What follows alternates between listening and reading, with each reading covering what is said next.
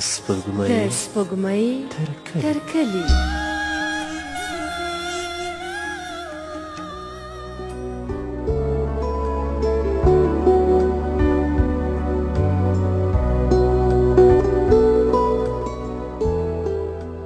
اوریدونکو سلام او شپه مو بخیر. د سپوږمۍ تر کلي خپرونه اورئ او زه عصمتي درته وړاندې کوم. د ډمې او خبریال ناول 8مه برخه مې درته راوړې ده. بله برخه یې په دې ځای پای ته رسېدلې وه چې کله ژورنالیست کومې نڅاګرې یا ډمې ته چې ورغلی ول، د هغې سره چې کله مرکه کوله د هغې د مایکروفون کوم چې د ریکارډر ورسره وړی و یا د اواز ثبتونکی د هغې کله چارج یا بیلټرۍ خلاصې شولې، نو هغه کیسه چې ده فکر کړی دی چې وروسته تر هغه ځای چې ثبت شوې نه ده یا ریکارډ شوې نه ده، سایرې نورې کومې کیسې ورته کړي دي، خبریال هغه کیسه راخیستې او بیرته چې راوتلی دی د هغې ځای نه، او دا چې وروسته به څه کېږي، خبریال د خپل زړه خواله څنګه کوي د خلکو سره، د دغه شان خلک چې په دغه شان ستونزو کې ښکېل دي، خبریال څه ورته وایي او باید څه ورسره وشي. او ما چې تر کومه ناول لوستی دی داسې ویل کېږي چې خبریال بیا د دغه نڅاګرې سره مخ کېږي. نو پاتې کیسې زه په نننۍ برخه کې درته کوم.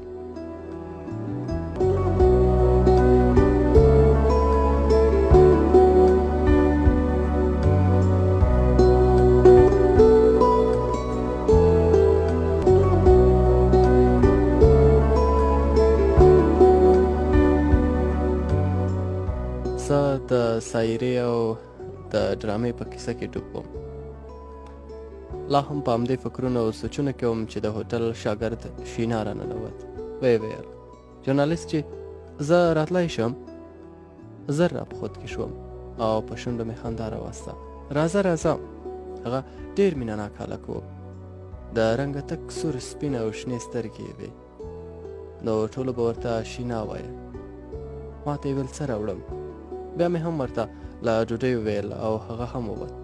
ما به لا د ډرامې لږ برخه نه وه لیدلې چې شینا سره له ډوډۍ راننوت. هر څه یې راته په میز سم کړل او په خپله ووت. ډوډۍ مې وخوړه او بیا هم په خپل تخت پرېوتم. خوب خو هسې هم نه راته. موبایل مې راویست. د خپلو پیغامونو بکس مې پکې راواړولو.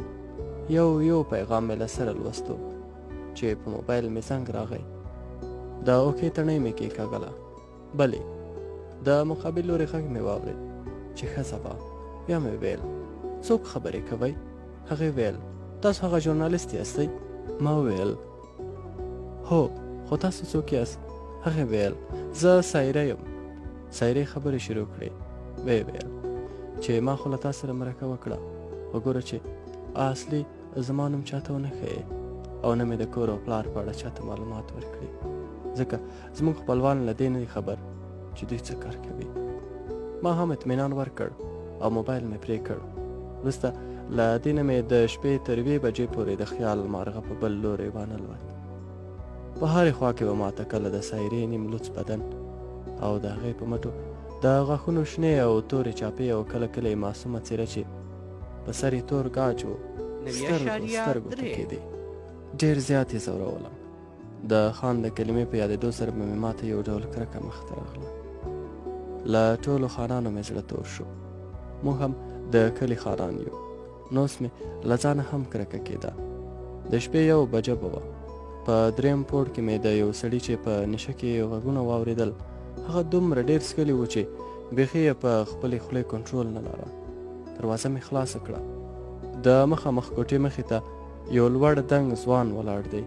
د کوټې دروازه خلاصه ده. د کوټې په منځ کې د ښځو یو کمیس پروت و. سړي بد رد شروع کړی و. د هوټل څښتن راپورته شو.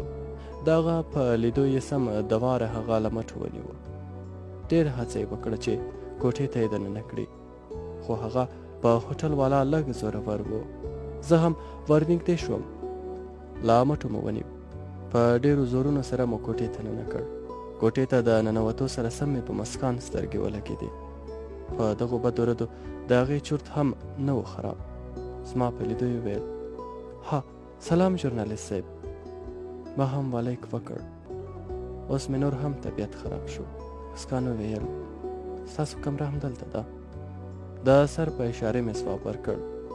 هو. نشه شوي کس په تخ پرېوت، خو بیا هم لږ لږ له ځان سره وبونید. مسکان په خپله غاړکۍ کې ګوتې وهلې چې په خبرو یې شروع وکړه. یاره دا څوک چې نشي څکلی نو نه یې دې څښي، لکه دا ځناور زوی موږ یې هم په بد حال کړو او پخپله هم، خو ترې هسې هم د سپي زوی جوړ شو. د هوټل والا په خبرو کې راګډ شو. هغه مسکان ته ویل ته اوس څه کوې؟ مسکان ویل لا خو صبر وکړه، لږ ساعت دی، له دې ژورنالست سره کښېنم او بیا ځم. هوټل والا هم په خندا شو. په تلو تلو کې یې مسکان ته ویل ګوره په دې کې مې هم فیصدي شته. مسکان پرې وربرګه شوه. د ډمې زویه کله مې فیصدي نه ده درکړې، دا مې ملګری دی. اوس نو مسکان زما کوټې ته راغله. ما د هغې په لور نه شوی کتلی، ځکه د هغې د بدن ډېری برخې ښکارېدې. خدای شته کله کله به شیطان را باندې ډېر زورور شو. یو نظر به مې ور وکتل، ګڼې نور مې بیخي د هغې د مخ نه لاندې نظر نه ټیټاوه. د هغې د ناستې له ما سره پوره نیم ساعت ووتی و. په ما کې هم شیطاني جذبه خوځېدلې وه او دا جذبه تر اخره اوجه رسېدلې وه. مسکان پورته شوه، ویې ویل زه به لاړه شم. غلې مې له خولې ووتل، کښېنه لاړه به شې. هغې خو دا ساعت له خدایه غوښته، مقصد بهانه یې لټوله. بیرته په ځای کښېناسته، ویې ویل زه سهار به لاړه شم، څه پروا کوي. بیا په خپل ځای ودرېده، د دروازې په لور لاړه.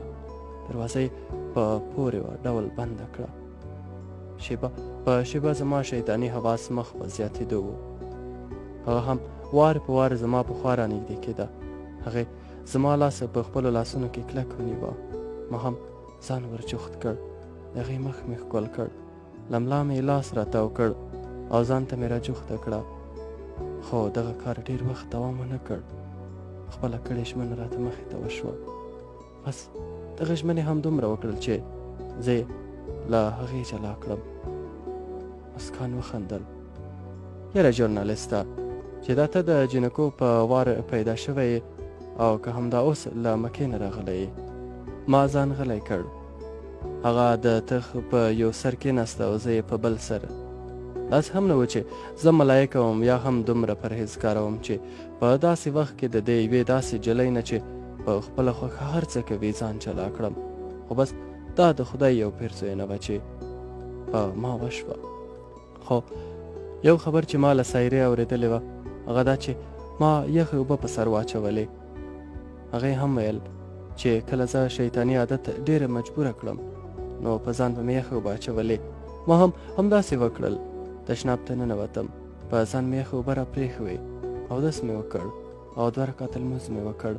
په خپلو مخکینیو کړو کارونه مې پښیماني ښکاره کړه. خدای زده چې د ثواب او ګناه مالک به ما وبخي او که نه. د خپل ملګري سره او د هغوی په دفتر کې ناست وم. موبایل مې په جیب کې په شرنګا شو. اوکې مې کړ. ورسره سم مې د سایرې غږ واورېده. ویل یې چې غواړې له ما سره له نږدې وګورې. ما هم ورسره ښه وکړه او ځای مو په نښه کړ. د ټلیفون له پرې کېدو نه څو شېبې وروسته د خپل ملګري له دفتر راووتم. رکشه مې ودروله او د رینګ روډ په طرف روان شوم. ګڼه ګوڼه ډېره زیاته وه. شاوخوا 20 دقیقې مزل به مو کړی و. رکشهوان یو خوا ته ودرېد. ما هم بې له کومې خبرې پیسې ورکړې او له رکشې کوز شوم. موبایل مې راویست. د سایرې شمېره مې پکې دایره کړه. څو شېبې وروسته مې د هلو بلې غږ واورېد. ورته مې د راتلو وویل. هغې هم لارښوونه راته وکړه. 3-4 دقیقې د سړک کیڼې خوا ته لاړم. د یو کور دروازه خلاصه وه او یوې ښځې ترې سر را بهر کړی و. چې ښه ځیر شوم هغه سایره وه. هغې تور څادر په سر کړی و. له ستړي مشي وروسته یې کور ته د ننوتلو بلنه راکړه. زه هم وردننوتم. دروازې ته مخامخ 2 خټینې کوټې وې. د کوټې مخې ته یو زوړ دالان چې په هر باران کې د لوېدو ویره به ولاړ و. دا به تاسو ته ډېره ښه معلومه وي چې څرنګه کور وي همغه شان یې د اوسېدونکو لباس هم وي. مثلا که تاسو د یوې بنګلې اوسېدونکي وګورئ نو نوې او موډرنې جامې به یې په تن وي، او که د یوې جونګړې وګورئ نو زړې او پیبندي جامې به یې خامخا اغوستې وي. خو دوی داسې نه وو. په دې زوړ خټین کور کې په داسې ډول جامو کې یو ډېره ښکلې لکه نانځکه نجلۍ اوسېده. کوټې ته ننوتو. د ننوتو سره مې یو خوږه او نرمه خوشبويي حس کړه. د کوټې سامان لږ نوی و. تخت، فرش او نور هر څه په سلیقه برابر وو. ما ته یې د کېناستلو وویل. زه هم د تخت سره نږدې په پرتې چوکۍ کېناستم. هغه له کوټې ووته. ما د دوی د ژوند په اړه فکرونه کول چې سایره د چای سره یو ځای راننوته. هغې خبرې نه کولې، خو چای راته په مخ کې کېښود. ورو ورو مې د دوی خواته میلان زیاتېده. ما به لا پیاله نه ور اخیستې چې په کوټه کې یو بله د تورو جامو څښتنه راننوته. هغې په لاس کې د کتابونو یو بیگ هم نیولی و. سلام یې واچوه. سایرې ورته د کېناستلو ویل. هغه یو شېبه پښه نیولې وه، خو چې سایرې ور وکتل ژر یې په خوا کې کېناسته. سایرې هغې خواته اشاره وکړه. ویې ویل دا زما خور ښایسته ده. بیا سایرې زما خواته اشاره وکړه. ویې ویل دا انعام نومیږي، ژورنالیست دی. بیا یو شېبه غلې وه. ویې ویل دا په کابل کې له یو دفتر سره کار کوي او اوس دلته راغلی. ښایستې هم د دې په خاطر چې ګوندې پوهه شوه سر یې وخوځاوه. بیا نو ډېرې اوږدې خبرې وشوې چې زه هېڅ پوه نه شوم چې زه دوی ولې دلته راغوښتی یم. ښایستې وویل زه غواړم چې ژورنالیسټه شم. ومې ویل هو کوشش کوه، دا خو څه دومره سخت کار نه دی. هغې یو سوړی سویلی ویست. زه خو خپل کوشش کوم، خو سایره چې په خبرو کې راولوېده. څرنګه چې ما دا له نورو مشکلاتو خلاصه کړې، د دې تعلیم چې هر څنګه وي زه به یې پر سر ته رسوم. زه هماغه شان غلی ناست وم چې د سایرې مور راننوته. هغې همدا اوس له بازاره راغلې وه. که څه هم هغه اوس یو څه پوخ عمرې وه، خو بیا هم ډېره ښکلې ښکارېده. ښایسته او سایره خو هم د هغې لورګانې وې. هغوی له موره ډېرې ښکلې وې.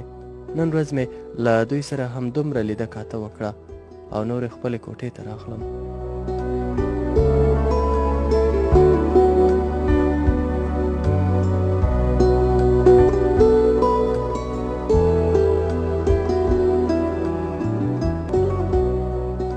نه پوهېدم چې ولې مې له دوی سره خواخوږي ورځ تر بلې زیاتېده، خو داسې هم نه وه چې دغه اړیکې یو طرفه وې.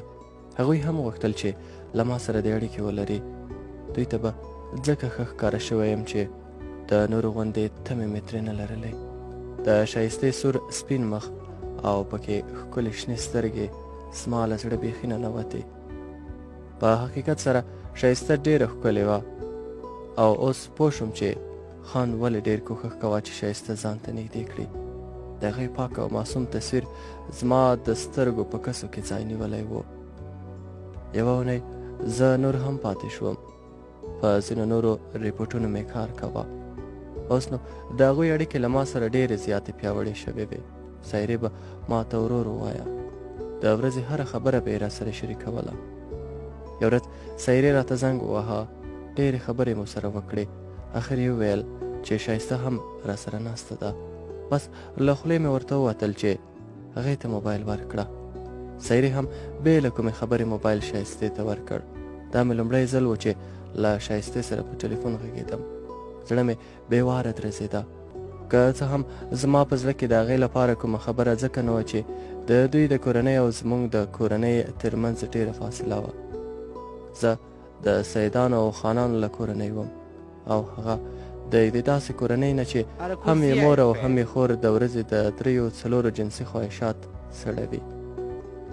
تاسو ته بیا دا ډېره عجیبه ښکاري چې له یوې ډمې سره دومره کلکه دوستانه څه معنه، خو خدای شته چې د سایرې لپاره زما په زړه کې هېڅ کومه بده خبره نه وه. بس له هغې سره زما د دوستۍ مهمه وجه د هغې رښتینولي وه. هره خبره یې سپینه کوله. هغه د چا خبره د بوسو لاندې اوبه یې نه تېرولې.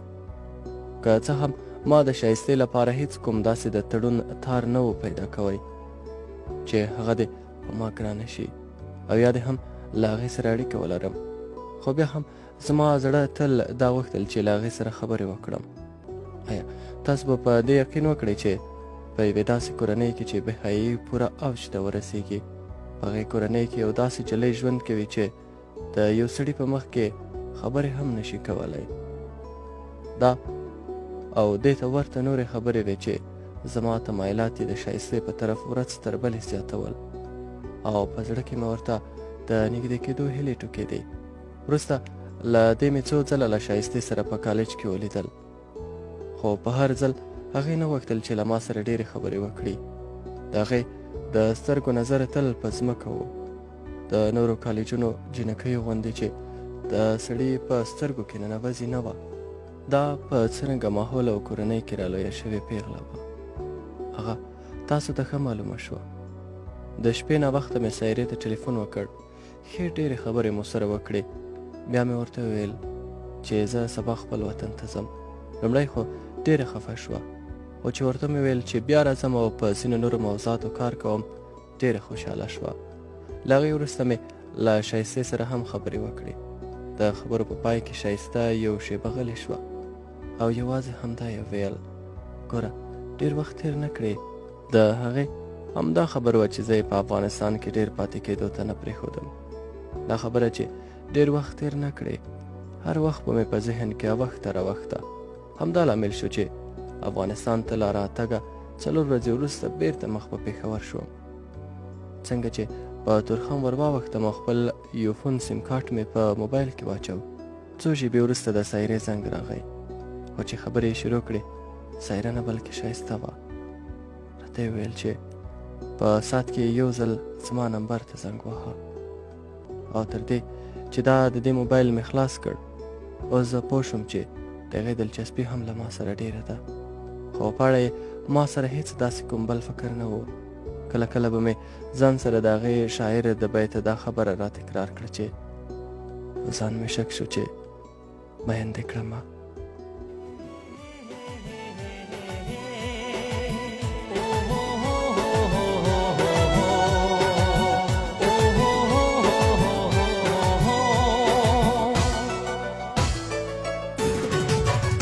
عجیب خلق دی د سترګو نه خوبونه یوسي، عجیب خلق دی د سترګو نه خوبونه یوسي، ښکلې زمون کلي ته راشي زمون زړونه یوسي، ښکلې زمون کلي ته راشي زمون زړونه یوسي.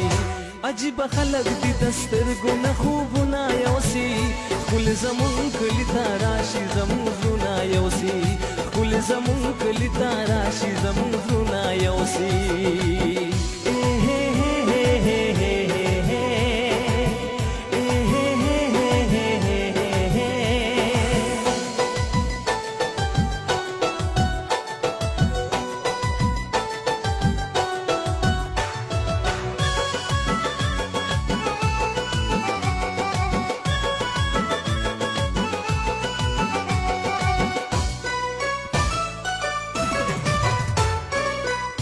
پښتانه ورله د زړه په کور کې ځای ورکوو، موږ پښتانه ورله د زړه په کور کې ځای ورکوو. څنګه میلمانه دي چې د ځان سره کورونه یوسي، څنګه میلمانه دي چې د ځان سره کورونه یوسي، ښکلې زمون کلي ته راشي زمون زړونه یوسي، ښکلې زمون کلي ته راشي زمون زړونه یوسي. عجیب خلق دی د سترګو نه خوبونه یوسي.